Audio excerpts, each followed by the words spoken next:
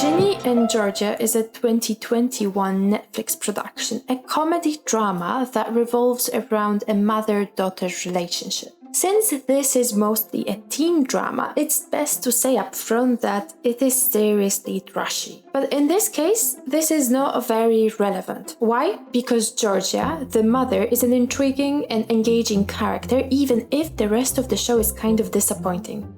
You know, I had an inspiring night too. Maybe I'll do a slam poetry piece about it. Motherhood.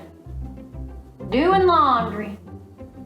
Unscented Tide for sensitive skin. This makes her a perfect example of decent character construction on the background of a mediocre and cliché-filled series. So here is what makes Georgia the only interesting character in the show.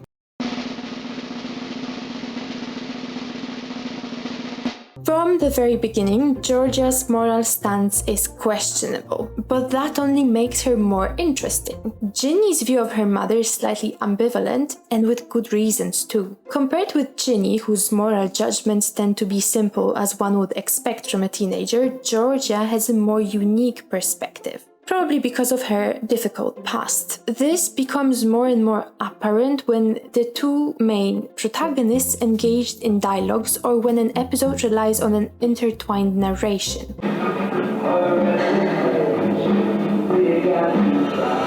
Hi, Mr. Officer. Is that racist? That was racist, right? Guess we're not leaving that bullshit behind in the South. What was with you? Hi, Mr. Officer. You sound like a bad porn. I could use a good pat down. Been a while. As a result, while majority of this 10-episode show can drag on due to scenes such as this one,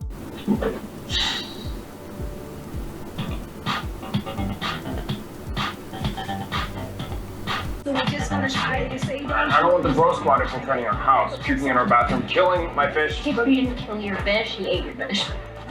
almost any Georgia-centric interaction is engaging. There is a clear contrast between the way Georgia tells her story and the way Ginny attempts to do the same.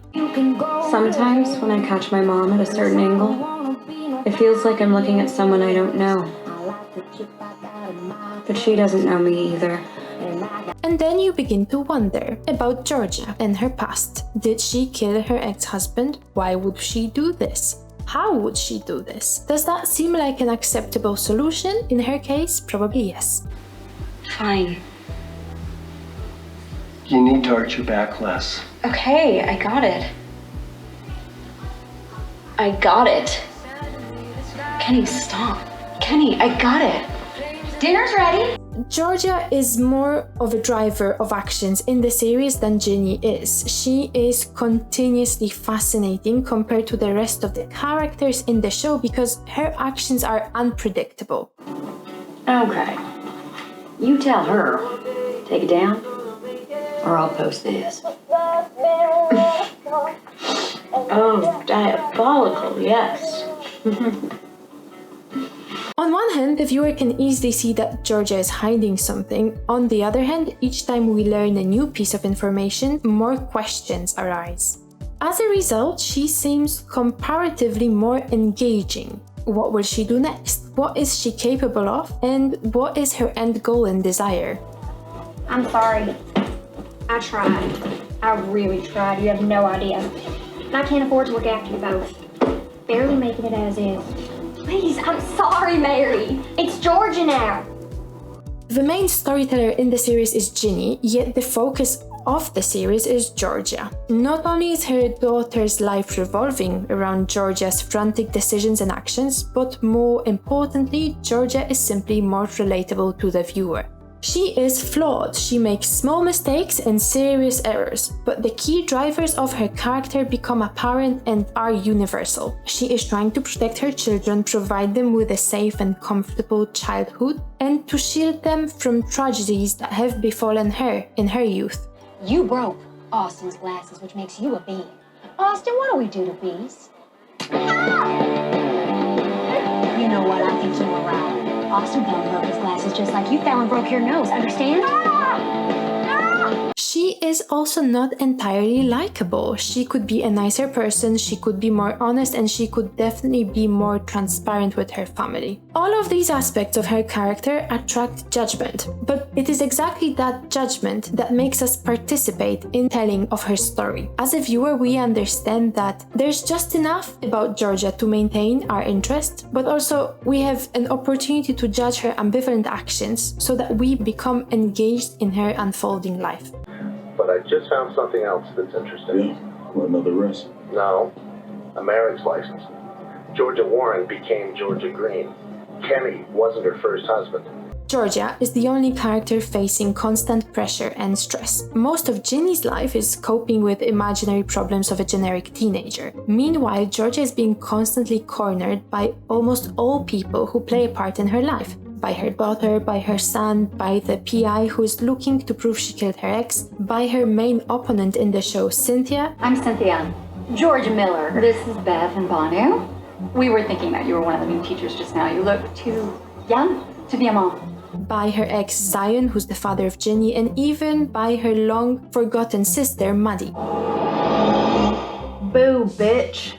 Each time Georgia chooses to take actions based on her best abilities and understanding that she should keep her family safe, yet she tends to achieve the opposite effect. She tends to create unexpected side effects and new problems. And this is something that happens to all of us in our lives, which is why she is both dynamic and relatable. How'd it go? I'm suspended and I have to do therapy. Mom said she was worried. Baby, I'm not worried. There is nothing wrong with you and you don't need to go to therapy. This is part 5 of Comedy Dissected, where we take a deep dive into what makes a series or a character funny and engaging. If you want to suggest a show or a favorite character, please drop a line below. And thank you for staying until the end of the video. I hope you're enjoying it so far. Now let's go back to Georgia. From a more technical point of view, Georgia is simply a well-constructed character. On one hand, there is a fair bit of well-known and accepted cliches. Georgia is a black widow. She plays the dumb blonde. She is a mother with a rebellious teenage daughter. But there is more to Georgia than this simplistic representation. Georgia's story has an interesting symmetry to it. She appears to be entangled in what has been described as the four-corner opposition. His main conflict during the early and middle part of the story is to set up dissension among the characters, conflict among the heroes. Now, this gives us tremendous advantages, one being that it sets up the fundamental character change of the story.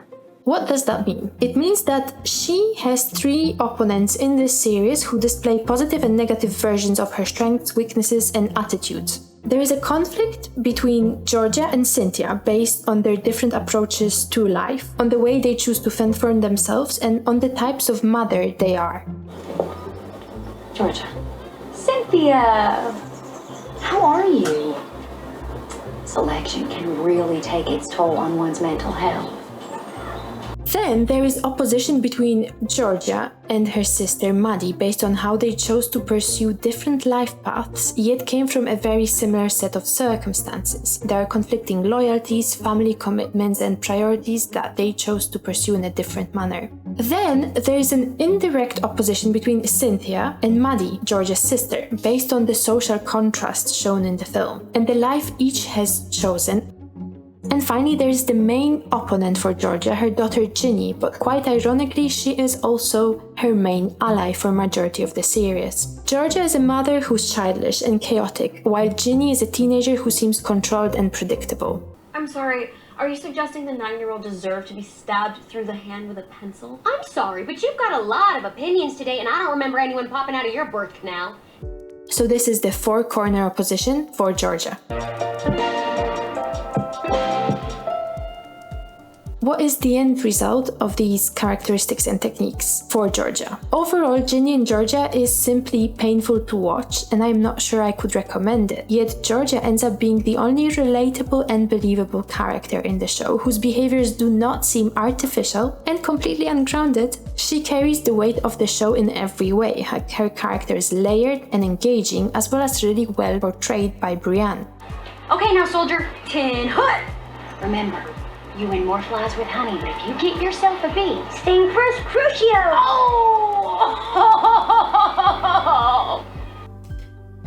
Sarah Lambert, the writer and the co-producer, said that she was inspired to write Ginny and Georgia by shows that portrayed women who are funny and strong, such as Veronica, Mars, Gilmore Girls, and Buffy the Vampire Slayer.